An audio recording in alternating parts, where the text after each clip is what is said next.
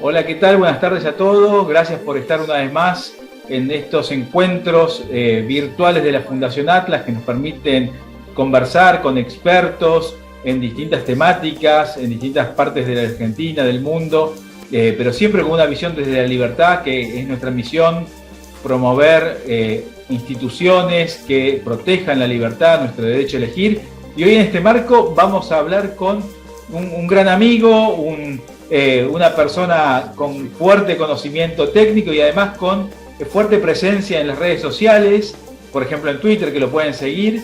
Él es Gustavo Ibáñez Padilla. Vamos a hablar sobre cómo potenciar tus inversiones en el contexto de la Argentina actual. ¿Cómo estás, Gustavo? Muchas gracias por conversar con nosotros hoy. Buenas tardes, Martín. Muchas gracias por la invitación, a vos y a la Fundación. Realmente son un ámbito de discusión de las ideas de la libertad que yo siempre les he tenido mucho aprecio. Bueno, muchísimas gracias por tus palabras y antes que nada vamos a presentarte. Gustavo Ibáñez Padilla es ingeniero civil, es magíster en comunicación institucional y es consultor financiero. A su vez, él desarrolla su página llamada economiapersonal.com.ar, donde podemos ver todas sus recomendaciones, toda su actividad, además de las redes, donde repetimos que tiene una amplia y profunda acción. Y en primer lugar, Gustavo, contanos un poquito de tu actividad. Bueno, yo básicamente me dedico a asesorar a personas, ¿sí? Personas de todo nivel, porque existe un prejuicio que el consultor financiero es algo reservado para aquel que tiene mucho dinero. Esto es absolutamente erróneo, ¿sí? Es como pensar que un abogado es solo para quien tiene mucho dinero. Toda persona cuando tiene un problema legal necesita de un abogado. Igualmente, cuando tenemos alguna cuestión relativa a nuestra economía o a nuestras finanzas, hay que buscar ayuda. Esa es la función de un consultor. Y básicamente, el consultor, ¿qué es lo que hace? ¿Qué es mi trabajo? Es dar un punto de vista objetivo sobre una situación, sobre un problema. Similar a lo que hace un médico, ¿no es cierto? Que vos vas, lo consultás, hace una historia clínica, ve tu situación, de ahí genera un diagnóstico y ahí aplica una determinada terapéutica. Exactamente lo mismo se aplica para nuestro dinero, para nuestra economía. Y te pregunto, ¿los argentinos tenemos dinero para invertir o somos tan pobres que nos alcanza justo para sobrevivir? Bueno, muchas veces me han hecho esa pregunta. Todo el mundo tiene dinero para invertir, cualquiera sea su ingreso. Y el ejemplo que me gusta poner es el siguiente. Vamos a pensar, pongamos hipotéticamente, digo números genéricos, porque en este país que hay tanta inflación, no hay que atarse a los números, ¿no? Pero supongamos que hay una persona que gana 100.000 pesos por mes y dice, yo no puedo ahorrar porque tengo un sueldo muy bajo. Bueno, vamos a suponer que esta persona pierde el trabajo y consigue un nuevo trabajo, pero de menor calidad, donde le pagan 70.000 pesos por mes. La pregunta es, si él puede seguir viviendo, como se va a tener que ajustar a su nuevo presupuesto, significa que antes hubiese podido ahorrar 30.000 pesos por mes. Porque uno siempre puede amoldarse a las circunstancias, ¿sí? Así como siempre podemos estar mejor, también siempre podemos estar peor. Y la gente se acomoda, ¿sí? El hombre se acostumbra a cualquier cosa. No, muy claro y muy bueno tu ejemplo, ¿no? Y esta regla que algunos también expertos en el área dicen, bueno, ahorremos un 10% mensual, un 20% mensual, hagamos de cuenta que ganamos 20% menos y ese dinero transformémoslo en ahorro y en inversión luego, ¿no? Y te pregunto, ¿seguimos los argentinos con la cultura del ladrillo, ahorrar en ladrillo como nos enseñaron nuestros abuelos, bisabuelos, italianos, españoles, que en ese momento funcionaba, ¿no? Digamos, el método del ladrillo en otro mundo con otro nivel de tecnología? Sí, el ladrillo siempre fue una buena inversión, ¿sí? La escuela que nosotros tenemos es muy buena. De hecho, los inmigrantes llegaron a la Argentina con una mano atrás y otra adelante y todos, mal que mal, construyeron un patrimonio y a algunos les fue realmente muy bien. Ahora, era distinta esa época, porque ¿qué hacía? Supongamos un albañil italiano que llegaba con su familia, vivía en la zona de La Boca, ¿no es cierto?, en un lugar muy barato, trabajaba, se compraba un terreno que se vendía en cuotas, a veces en 100 cuotas, pesos que no había inflación, juntaba ladrillos, cemento, empezaba a construir, cuando llegaba a la altura de la losa llamaba a los amigos, se hacía un asado y se hacía la losa entre todos, así era una cosa muy, muy colaborativa. Entonces era mucho más fácil construirse una casa. Una vez que tenían la casa, la ponían en alquiler, generaba una renta y ahí empezaban otras. Y así pasaron los años y se convirtieron realmente en capitalistas con un gran patrimonio. Ahora, hoy nosotros no podemos hacer eso, porque el mundo cambió. De hecho, ya en la ciudad de Buenos Aires, en Capital Federal, no hay terrenos. O sea que eso es prácticamente imposible. Y sí vemos esta cultura del pobrismo que tiene la Argentina, que cuando hay una toma que ocupan los terrenos, las casas que se construyen no son como las de antes, son de muy mala calidad, ¿sí? Entonces hay que recuperar un poco los valores, pero ayornarlos a la época actual, porque el ladrillo tiene grandes ventajas, pero también tiene algunas desventajas.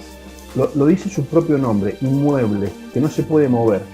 Entonces, cuando nosotros nos instalamos en un país que viene en decadencia, el problema del inmueble es que estamos atados a ese barco que se está hundiendo. Y lamentablemente Argentina lleva décadas hundiéndose. Por responsabilidad nuestra, ¿no es cierto? Por no saber votar bien, por no saber hacer docencia, por no saber hacer política, ¿no? Lamentablemente, aquellos grupos de población que hicieron grande este país, en algún momento abandonaron la política, ¿no es cierto? Y entonces se dejaron ideas que fueron las ideas de la generación del 80, las ideas liberales que hicieron crecer al país, se dejaron de lado, empezaron a llegar otras ideas y la gente que defendía la libertad se replegó en su comodidad, en su capital, en su casa, viajando afuera, pero el país entró en una decadencia. O sea, no es solo economía, ¿no? También es política. Nosotros tenemos que preocuparnos de nuestra economía, pero como vivimos en un país, también tenemos que preocuparnos de la política. Y en ese sentido es tan importante la tarea de la Fundación Atlas. Sí, y ahora, yendo un poco más al grano, en un contexto inflacionario para este año, piso 60%, ¿cómo podemos defender, ¿no? nuestros ingresos, nuestros activos en este marco? ¿En qué nos podemos refugiar para tratar de empatar por lo menos este partido contra la inflación que arremete con todo?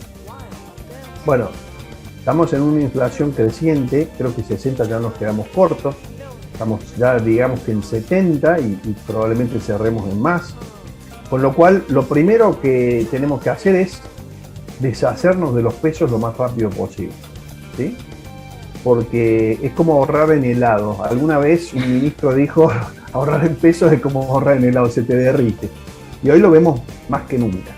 Ahora, no por eso implica caer en el error de decir, bueno, como no puedo invertir en algo que se mantenga, lo voy a gastar. Ese consumo que suele ocurrir en épocas de inflación, la gente cambia el televisor, cambia la heladera, el que tiene más cambia el auto. Eso en realidad no es inversión, es gasto. ¿No es cierto? Cuando yo cambio el auto, salvo que utilice el auto para trabajar, que sea Uber, que sea una persona que utilice, un viajante, ¿no es cierto? Una persona que utilice el auto como uso normal, su auto anterior funcionaba perfectamente. Invertir dinero en cambiar el auto es un gasto.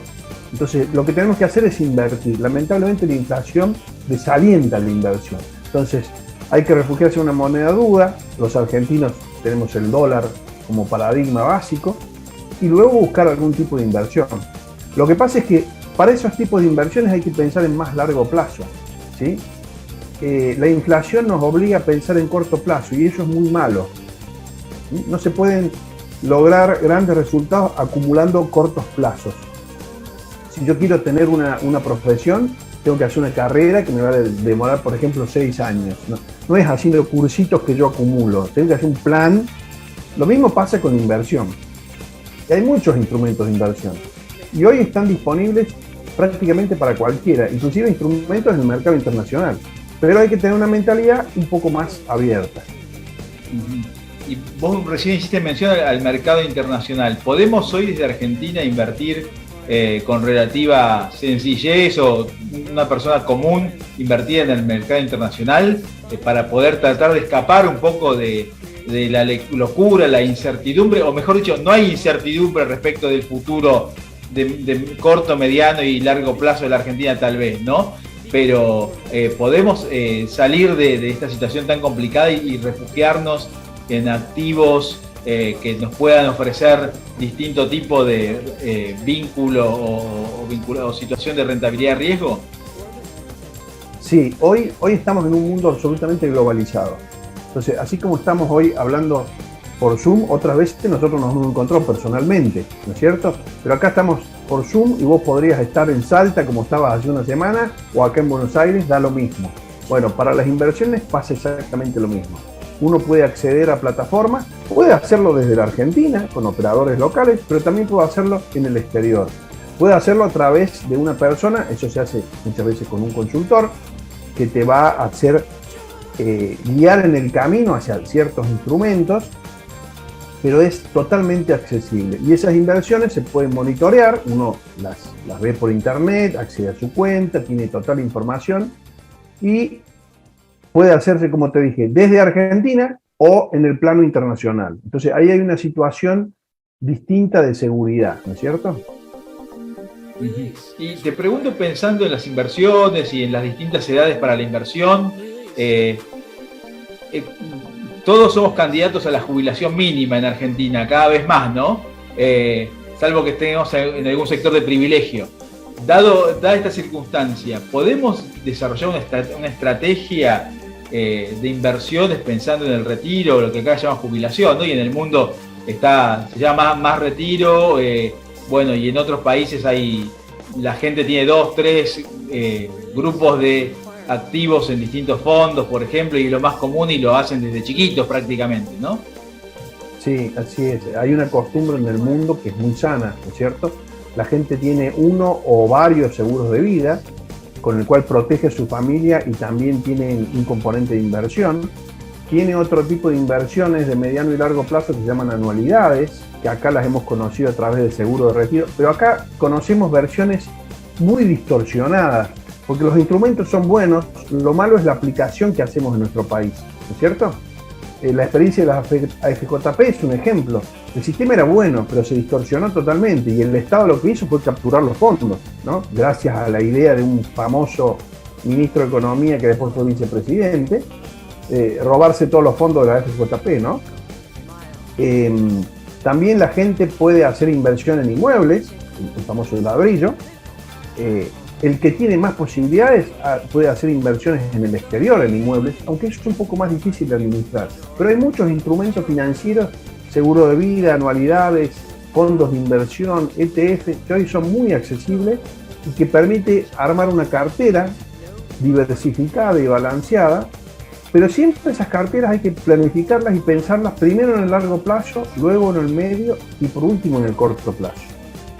Hay que salir de esta mentalidad de que estamos en el día a día, viendo qué pasó con el dólar, corriendo, no, porque eso es algo, sería más especulativo, hay que pensar siempre primero en el largo plazo.